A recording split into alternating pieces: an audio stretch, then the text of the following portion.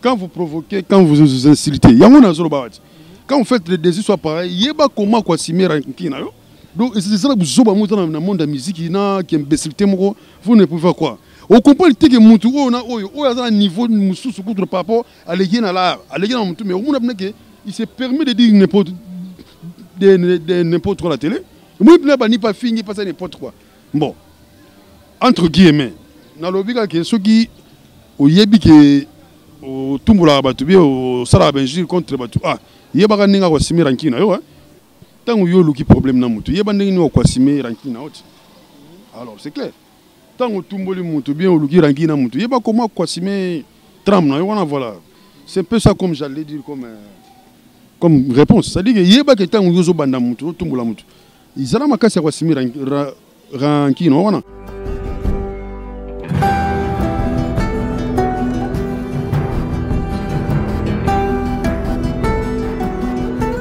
Salut à tous, salut très chers internautes et bienvenue dans ce nouveau numéro de l'émission sur Congo America TV, la chaîne de lui-même Patrick Mbouya, Pat 5, autrement dit Mobutu de la presse congolaise, pourquoi pas de la presse internationale, et puis public Nabiso, internaute, c'est vraiment, bon, ça vraiment bien. Et moi-même, Bibi Bravo, le premier artiste à la presse congolaise, dans tout le temps accompagné de mon caméraman incontesté, Pia Mbemba, caméraman moi, soit Bopoli. Là, je pars directement à saluer maman Mopao. Moi, c'est à Pembe, Nakatia Cincinnati, je vois Henri Mundele, Nakatia France. Je vois ma grande sœur propre Adèle Mbongo, Nakatia Canada. On a mazanga robot raté pour ma famille. Sœur Pena Motema. Je vois Brader Swami, Nakatia Chine. On a ma Brader Swami. Biloro Bomo Pia Zobenda, on a Kalatesko Brader Swami en Salango. Collègue Karutu ba Obozomo Nao parce que aux Arabes Bokassia, Patrick Mbouya, je signale. Tout ça vraiment péné un artiste moko ya munene reconnu. Moko ya poulet à faire ego la chair de poule Nika Boroni nande wa bengi mikolo tozaka na 4 dégâts ande to kota rota motro na siège na biso ya inde toi place où to sola na mo artiste ya Congo artiste à faire ego là il s'agit de Charlie Solo to betenga ma solo ya mo mulai na mo mukusepe na ndega système banini tellement pas année na répétition aux yeux quand en pied levé bonjour. Ouais, bonjour puis bonjour batuto ba zona nanga de partout donc mélomane na biso quoi ça dit fanatique ouais bonne musique voilà donc na saluer bino encore une fois de plus na moni na poto et puis voilà partout vraiment dans le monde voilà. Ok, tout le monde a soutenu, tu évites la concentration rapport babi bino ba misenet ka voilà pe moi bato a monde na éviter concentration quoi. Oui, qui c'est ali ngandi ma qui c'est ali dans le monde de la musique mais il y a d'autres gens qui en ont pas tels que moi. Bon, style il y a style sénégalaise donc Mikolo nazo fonctionner na option ya vie na Bobo Noël.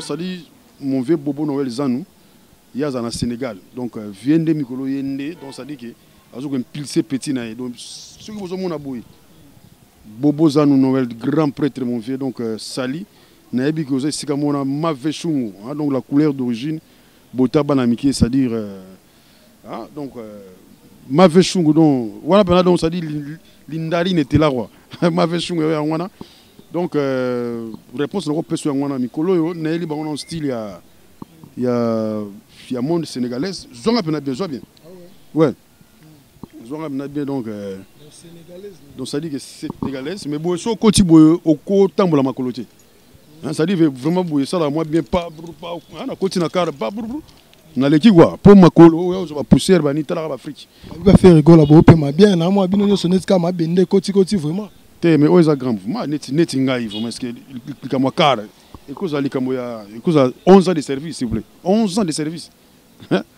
donc quel que soit la haute ou ne baloba baisse venir je suis toujours là présent voilà donc quelque part neti muzulo wanga na cause ma collecter c'est impossible vu d'abord temps sali et puis voilà donc Babi Charlie Solo neti azobeta vraiment à disque tenet ya batu musuba obeta Charlie Solo beta vraiment te a dit quoi.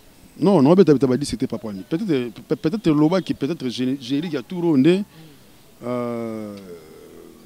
beti mon amai mususu soit beti mon ça problème te et ça problème te nga déjà oyo nga nazali voilà Charlie Solo avec ses archives plein de œuvres kanga c'est pas mal que Sopé Moutoumouwa et Sali qui Baba Rodé, non, c'est pas grave. Moi, je maintiens ma place et puis bon. D'ailleurs, je profite de l'occasion, Batoubaroyo, qu'on a bien calamité parce que le président fait le goal à Pessinganzem. Oui, bien que tout ça, bon. Ouais, on a bien que tout le bélango, n'ayez que en préparation, vraiment. Tout est à ma solo, ouais, donc ça c'est pas très bien. Au coup, soir, déjà, tout ça là-bas. Na ba préparatif na haut donc et sangana nzela mona black box donc disque après donc ça dit que community album va misser côté maintenant na disque président comprendre donc bi fait go la bottle ne bino album on le bi bino soutenir ka ke ne ga fali pour tellement de bois ka contrôle à moins que et le ko ke bunda na fali pour pesenga te la bino ba misser donc ite peut-être borane yo li bino ngo e mo lendi pour na bunda bien. Mon cher, est-ce que Toza Batamaye et Toza Batamaye l'été? Ezaboui, il y a un disque qui va misser, na yemo. Bon, attends l'histoire, il y a yemo bima, pas va misser bima et correct tardé. Bien, il y a bima, biso bima et ça moi j'arrête. Azuka disque na biso na nyon sur album nyon sur à côté si on kaka na black box et changer. Ce sont des mêmes chansons qui vont. Il y a black box. Il y a black box et la première son et puis na on a autre. Premier soin voilà et continue ça dit que et s'aligner na black box hein, ça dit que premier soin voilà et continue na black box et comme gars disque mort et ça nous rend moko ngata musuwe ça nga souci peut-être nombo disque ba misser ça souté peut-être ngane tingai pour na otala ye papa Charlie Solo, pour ne pas que qui m'a questionné, sans polémique. Parce que tu as dit que moi, pour les mots concurrence loyale, ils allaient en annuler. Parce que tu as dit qu'ils ont souvent fait à boire qu'il fallait à boire, qu'il fait à boire, ils m'ont commandé l'album, ils allaient gagner normal. N'habitez, yo moi point de vue now, faire le goal à mon image première chose on a dit mal bossé album à misser mais ce que tel première chose à misser ba bunda na contrôle a fallu pour panetti pour les avoir dit en sanction ga boire et moi bête mando qui on a bien. S'il vous plaît, avec tout le respect que j'ai voulu voir. D'ailleurs, Oyambi Charlie Solo. Est-ce qu'on ne peut pas parler de Charlie Solo, on parle de son orchestre? Charlie Solo qui m'a mambo fort. Ça dit que non, mais Luka Bato Basara, moi. Concurrence loyale, elle en a. Oui, mais concurrence loyale, les alliés, mais oui, ça qui est peut-être que Luka Rossara suit. Non. Les Oyambi Charlie Solo, parlons de Charlie Solo. Tout sur la Masoula fait les là qui est mon boss, et puis voilà. Voilà Charlie Solo, vraiment tout sur la Masoula fait rigola qui est ton boss Ndoutika Rolobana. Calendrier na bino ils nini et puis voilà. Voilà venez on te bête na souka mais avant tout comme maintenant voilà et te parlons un peu de l'actualité. N'invite Charlie Solo na point de vue na yo. Qu'est-ce que Charlie Solo dit tant à mon un artiste musicien peut-être basé en guerre na peut-être journaliste ou chroniqueur. Ah bon. Rando ça déjà existait hein? Donc ça déjà existe. Ça m'a déjà. Mais sauf qu'à Kimbo, tant que yo qui problème na mutu, yeba ndenge ni okwasime ranki na oti. Alors c'est clair. Tant que tumboli mutu bien o luki ranki na mutu, yeba comment kwasime tram na voilà. C'est un peu ça comme j'allais dire comme réponse. Ça dit que yeba que tant que yo zo banda mutu, tumbola mutu. Izala makasi kwasime ranki na wana. Ah mais ponanga to ba mikolo. Hein? Quand vous provoquez, quand vous insultez, yamona zolo bawati. Quand vous faites des histoires pareilles, yeba comment quoi simer ranki na yo. Ngaba okanga pour l'année, par exemple nga. Pour na sali nini na fini nani. Voilà, c'est un peu ça. Ça dit que musique hein, musique nga sala nga souci. Moni musique il faut tout diminuer un peu la bêtise parce que y a aussi mon abatu bazo les mabsou de partout. Hein, ça dit batu bazo les mabsou de partout pour l'année. Donc c'est ça que vous zoba muta dans le monde de la musique qui imbécilité moko, vous ne pouvez pas croire. On comprend que mutu on a un niveau musu contre par rapport à l'égène à l'art, à l'égène mutu mais on a que il se permet de dire n'importe quoi à la télé. Moi il n'y pas fini pas ça n'importe quoi. Bon. Entre guillemets, na lobika que ceux qui au yebi que au tumbola batu bi au sala benjir contre batu. Ah, yeba ka ninga ko simiranki na yo hein. Ngaba ko ngana bonga tipon na sala. On te voilà. Donc c'est un peu ça, ouais. Là c'est clair. So ba kanye pas finga kimbo, yemo ko za mututi. Aïe, bah, prochainement, fin, donc c'est un peu ça. C'est sans polémique. Vraiment, c'est ça. Là, nous arrivons petit à petit vraiment à la fin de notre émission. Charlie Solo, Naïbi qui est en pleine répétition. Donc, on va vraiment mingité. Naïbi, tu es retombé là, parlons un peu des calendriers, un mouvement, et puis Moussou. Ce qui est public, nous disons, mouvement, c'est-à-dire vie, programme, calendrier, ok, ça va vraiment. Ouais, bon, vraiment, base de l'album Black Box, où ils ont inséré un album, il y a Mission Nakati. Donc, album mon continue. Donc, je crois d'ici là déjà ça sera sur le bac. Encore une fois de plus, Nazo, sa salutation à mon boss Ferrego là. Na opportunité à Pessinga à F quoi. Donc, on a signé titre comme Amour Infini. Bientôt ça sera sur le marché. Donc, je crois que on a rejeté déjà dans dédicace quoi. Je sais que Yannick Kaïn en considération toujours. Donc, il y a Yannick Kaïn on a vraiment de père quoi. Et on peut s'en dans le gouverneur et dit Makitosh, Nicolas Romy gouverneur. Donc je sais que Moupandine, Cédric, le Toumbanio, donc des fois, donc on va le biter, donc des fois, on peut s'en dans mon vieux Jean-Claude Songo là.